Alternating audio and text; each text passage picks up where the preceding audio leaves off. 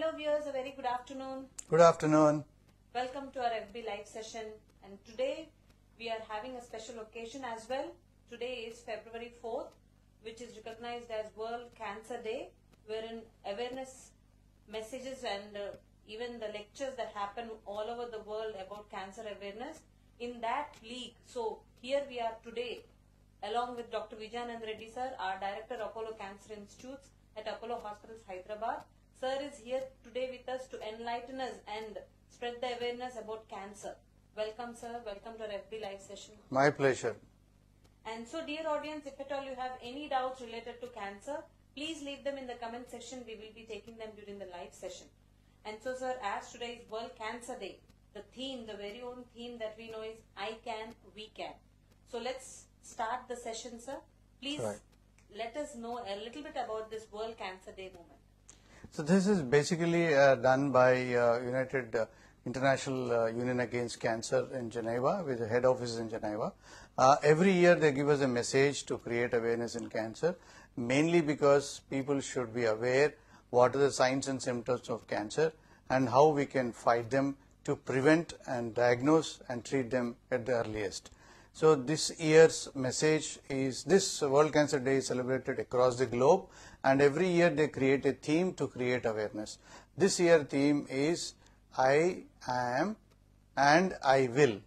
I am means that whatever you are, you could be an engineer, you could be a doctor, you could be any other person. So you are someone and you will fight cancer in different ways by creating or advocating against cancer and how to prevent cancer, how to make a patient prepare to fight cancer. So from whatever way that you can, you should be able to do in whatever way that you can.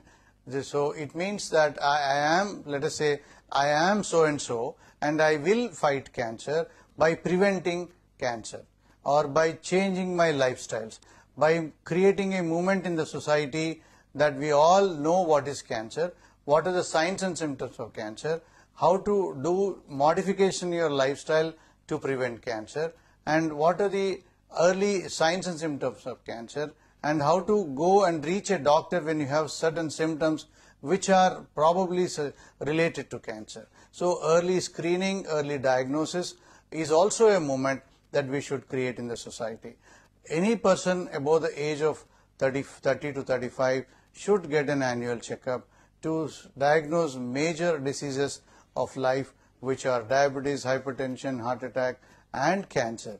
So by screening, if you don't have symptoms also, what does the screening means? Doesn't mean that when you have symptoms and go to a doctor. Even if you do not have symptoms, you are expected to go and get a routine test wherein you might diagnose early cancers, early disease, so that you will be able to rectify and treat them, and your high chance of a cure would be very, very high. So that is a movement that on a World Cancer Day we try to increase this movement, we try to create awareness among the society and do whatever way that you can to create this awareness in the society. Thank you so much sir. And dear audience, sorry, that was my mistake. As sir was saying, the theme is I am and I will, but not the one which I told earlier, so sorry for that. And so sir, let's proceed into our next session. As today's our topic is latest cancer therapies that are there for the treatment of cancer. As many cancer treatments exist, but people need to know about what are there so that they can come up and get the right treatment at the right time. So dear audience, please leave your questions in the comments box. We'll be taking them. So please tell us what is this cancer treatment? Is it only through medicines, only through radiation and surgeries? Are there any other different varieties? If you look at the cross section of cancer diagnosis from stage 1 to stage 4, earlier we used to cure only around 30% of them. Now with the advent of new technologies, with the advent of new drugs and medication, with the advent of new types of surgical techniques, we are able to cure almost 2/3 of the cancers what we are diagnosing today. So that means 66% of the cases are getting cured completely when they are diagnosed of cancer.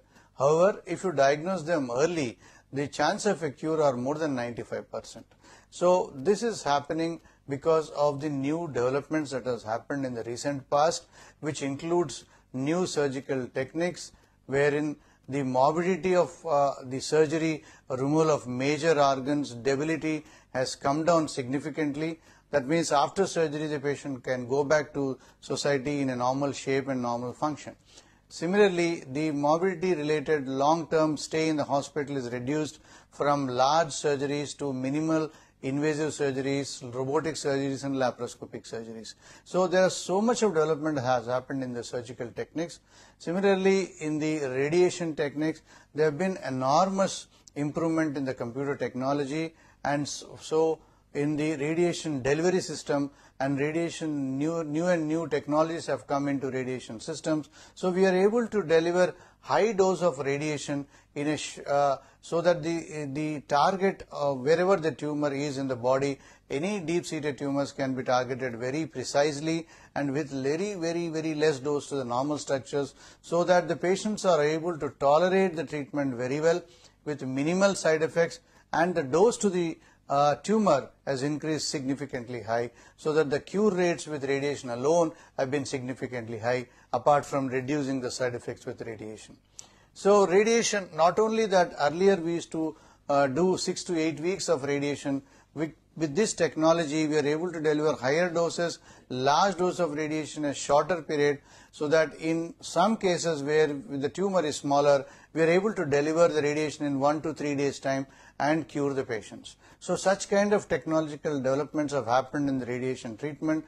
So all in all, radiation has become quite simple, less toxic, less side effects and higher cure rates. Now coming to the medicines, what we used to call it as chemotherapy, we have got enormous developments in the drugs which have come in the recent times.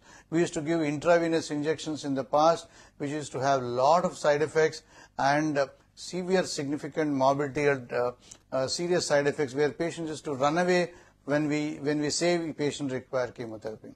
Chemotherapy is a mode of treatment where when you give these drugs, it has an impact on cancer cells as well as a normal cell. So that is the reason why patients face a lot of side effects.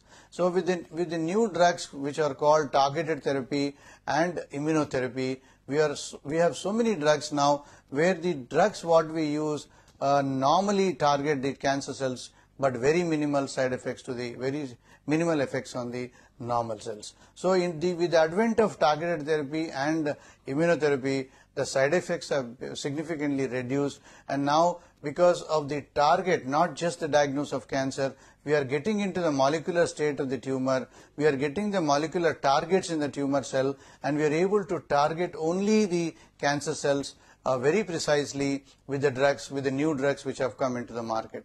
In the process, the control rates on the tumor and the cure rates have significantly gone up. Not only that, the side effects of the chemotherapy have significantly come down.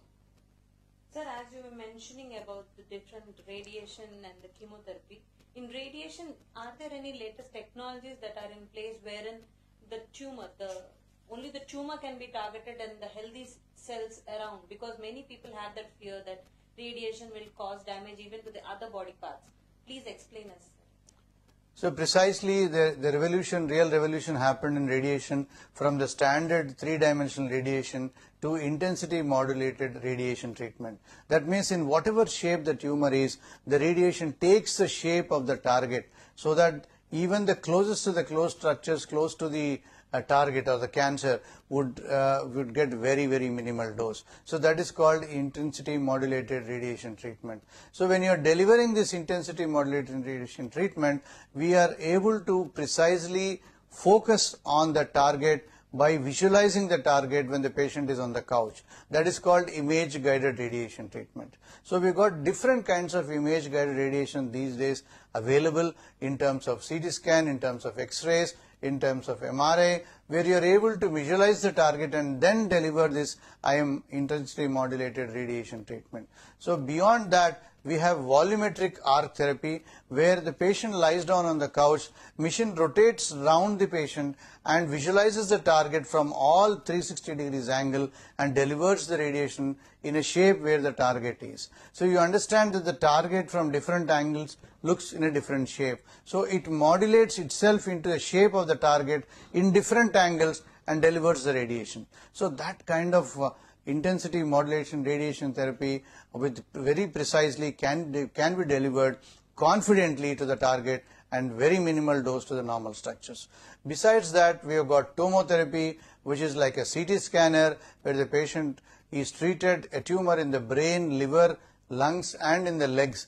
One single go, you can treat the entire body wherever the targets are. So the tomotherapy is a real new innovation in radiation treatment. Besides that, we also have proton therapy, which has come into recent force. We have it in India, and that proton therapy also has an unique advantage of delivering the radiation to the target, and beyond the target there won't be any radiation. So there are different kinds of technologies available based on the site, based on the age of the patient, based on the necessity of treating this particular tumor. We can use different kinds of technologies which are available in this part of India. Thank you so much, sir. And nowadays we are listening more about this hormonal treatments. So is that ideal for all types of cancers, or is it only suitable for certain people or certain types of cancer? So hormonal treatment, when a tumor gets stimulated by an internally secreting hormone, then only we can use anti-hormonal treatment so that the tumor can be suppressed. If you take example, most common example is a breast cancer, where the tumor, if the tumor is stimulated by an estrogen hormone, then we find the targets on the tumor cell we call estrogen receptors. If you find this estrogen receptor status positive in a particular tumor, then certainly we just use an hormonal pill to control the tumor. Even in a metastatic setting, even in a stage 4 setting, these tumors respond dramatically well with just one pill a day. Similarly, we have got prostate cancer, for example, is also stimulated by a male hormone called testosterone. So these tumors, when you remove the testosterone from the body or use a drug which works anti-testosterone drugs, is called Anti-Androgen Therapy, the tumor gets suppressed. So this is how, these are the two main tumors in the body which can be used and treated with anti-hormonal treatments. Thank you so much, sir. And there is a myth that goes around saying cervical cancer patients, they tend to get chemotherapy and they land up in many side effects and they cannot lead a normal life later on. Is that true? Cervical cancer is a very, very highly curable cancer.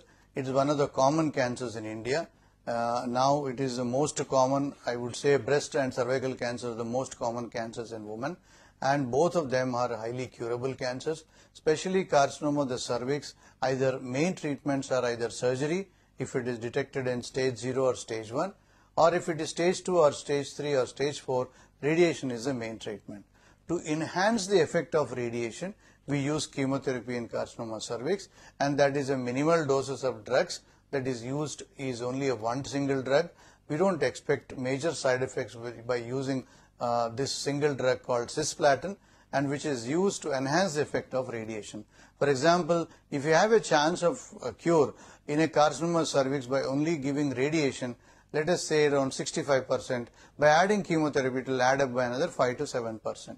So it is not compulsory to use chemotherapy in carcinoma cervix. It is certainly preferable to use if the patient's general condition is good, and if she is able to tolerate, we use only single drug called cisplatin that can be used in low dose once in a week or once in 3 weeks.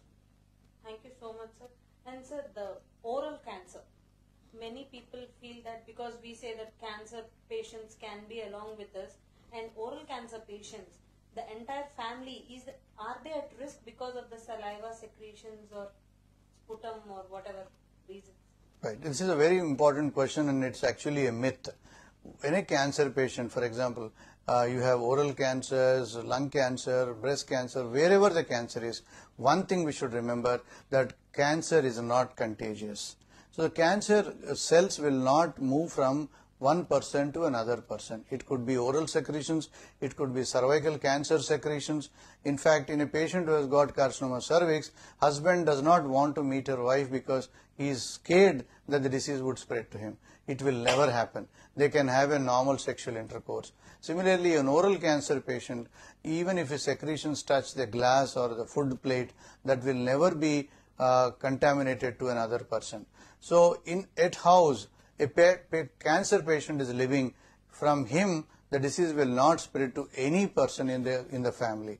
It could be even the smallest of small children, they can play with the patient without any problem. It is not at all contagious. And in fact, when a patient receives chemotherapy or radiation treatment, their immunity is low, so they get infected from the infections of the other people in the family. So not from the cancer patient to the other members, from the family members it goes into the patient. So whenever a patient is there at house, you have to keep surroundings neat and clean, avoid infections to the patient. Thank you so much, sir. And we have a question from an audience from Mr. Pal. He says HCC with tumor size around 8.4 centimeters was given RFA to burn it down by 5.9 centimeters approximately. And now he is taking 400 milligrams of sorafenib daily. What could be the next course of action taken for treatment so that the patient can cure his liver cancer? Basically, liver cancer, if it is possible to operate, it has to be operated. So when you have done an RFA and if it is again get it reviewed by a hepatic surgeon or a cancer surgeon, see if the patient can be taken up for surgery. With surgery, the chance of a cure are quite high.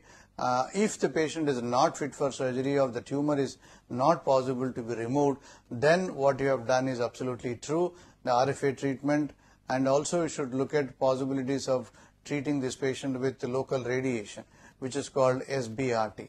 If feasible, if not possible to go for surgery, you should look at an option of doing stereotactic body radiotherapy.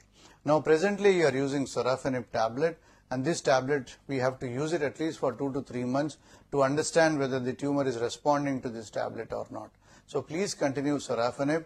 After 3 months, see the size of the tumor, whether it is reduced or not, and also look at the marker called alpha fetoprotein as a blood test, which will let us know whether the tumor is responding to the treatment or not. If the values are coming down, obviously means the tumor is responding to the treatment.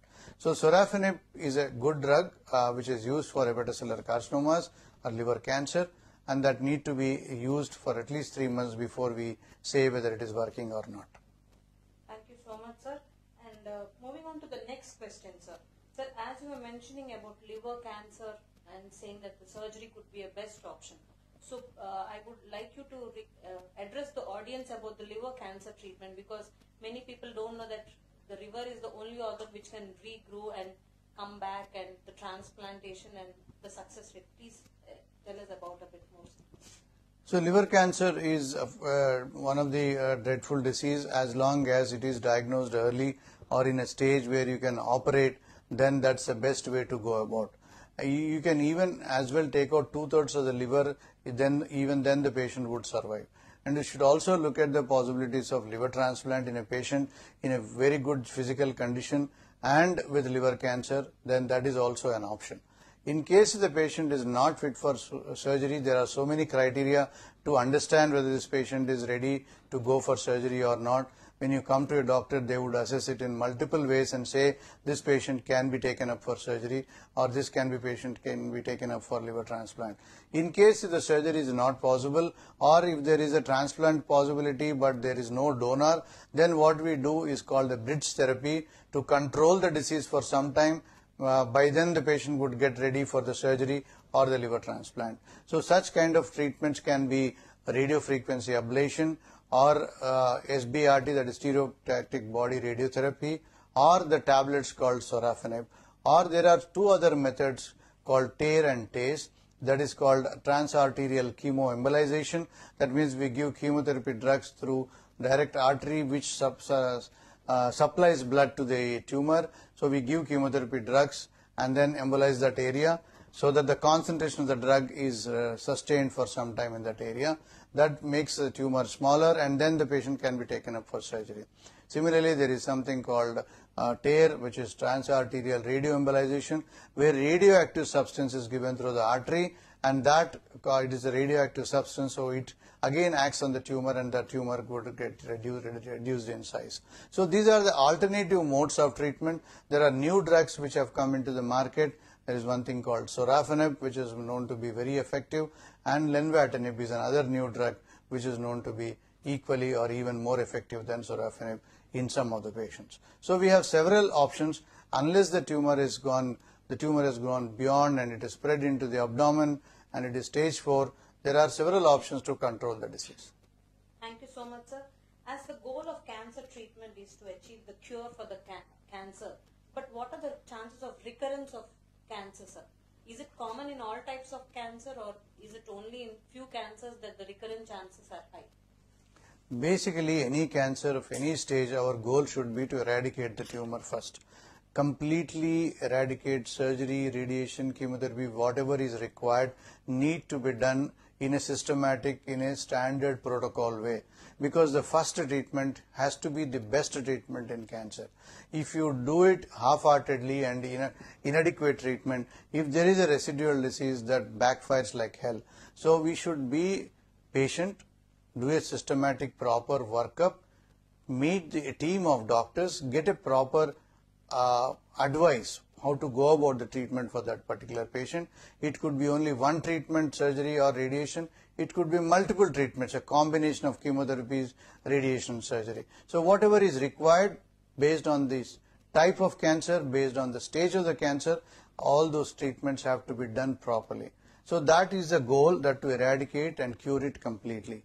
After that, once the disease is completely gone, you are asked to come every 3 months for a follow-up to understand whether the tumor is completely gone or not, or if there is a chance of tumor recurrence. So for the first 2 years, you should definitely meet the doctor every 3 months, so that if there is a chance of a disease coming back, you address it immediately. So that is how you need to keep a follow-up for the first 2 years. The chances of disease coming back in the first 2 years are quite high, around 20 to 30%. So once you complete 2 years, the chances of disease coming back would be reduced by less than 10%.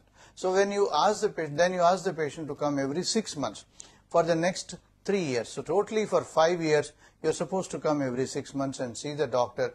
If necessary, certain investigations would be advised to understand that the disease is completely gone and the disease does not come back. Once you complete 5 years, then we call it as a cure. And we do not expect tumor to come back after 5 years, so we call it as a cure. So we don't ask the patient to come back after 5 years. Nevertheless, 1 or 2% of the patients, even after 5 years, disease might come back after 6 years, after 10 years, after 15 years. But those are quite rare. Thank you so much, sir. And as everybody knows, sir, that cancer, instead of we getting affected, cure is the best way and the early detection is the best way. So please tell us the preventive measures that one need to take so that we are out of the cancer. Out of the cancers, what we diagnose under a common question what somebody would ask is, what are the causes of cancer? Can we do prevention? Yes, cancer can be preventable. So the genetically related cancers, unfortunately, we cannot do anything. It just happens, but we need to be cautious and get the screening test often whenever it is required. But most of the preventable cancers we are the main reasons why these cancers are coming. So 35 to 40% of the cancers what we see today are preventable. From head to toe, there are several cancers that can be prevented. Our lifestyle changes, if we can modify a bit, then these cancers can certainly be preventable. So what is the modifications that you need to do? So avoid tobacco in any form. Chewing tobacco or smoking tobacco should never be taken or used. So these are the 30 to 50% of the cancers in a preventable are because of this tobacco chewing and tobacco smoking. Other than that, a regular balanced diet, that means good vegetarian diet, less of non-vegetarian, and less of fried food. As much as possible, boiled food is far better, and colored vegetables they have plenty of anti-cancer agents. If you take colored vegetables and plenty of fruits which God has given, naturally available seasonal fruits, in whatever season that you have, there are plenty of fruits. Make it a habit of taking one fruit with every meal. That helps a lot. So that whatever ingredients that are there in cancerous ingredients that you take along with the food can be nullified if you take good amount of salad and good amount of fruits along with the regular diet. So these have got plenty of anti-cancer agents which nullify the carcinogens that you take along with the dirty stuff. It could be fried food, it could be once in a while if you take fried food is fine, but regularly eating fried food has got plenty of carcinogens. So these kind of simple modifications would certainly help you to prevent cancer. A 40 to 50 minutes of regular exercise also prevents cancer, and a good habit of regular exercise means is not that you are working hard, and that does not come under regular exercise. So you have to have depute 30 to 40 minutes of trained, or it could be jogging, it could be any sport that you should get involved, and that makes you fit and also prevents other diseases like diabetes, hypertension, cardiac episodes and cerebrovascular accidents apart from cancer. And avoid obesity. So if you become plumpy, then the chance of developing cancer would be higher compared to a normal individual. So these are some of the things that you should keep in mind. Avoid very fatty food and excessive calorie sugar. Excessive sugar also can increase your weight, and that again can stimulate cancer. Thank you so much, sir. And sir, any final words on this World Cancer Day to our audience? So don't worry that you're going to get affected with cancer. Cancer can struck anyone, irrespective of the caste, creed, religion, socioeconomic status. Richest of the rich or poorest of the poor can get affected with cancer. I just want you to be aware, not beware of cancer. If you are aware of cancer, what are the signs and symptoms of cancer? What are the early signs? If you look at the Google or anywhere, if you look at what are the early signs and symptoms of cancer, if you just be cautious about it, when you develop these kind of symptoms, you have to meet a doctor and get investigated.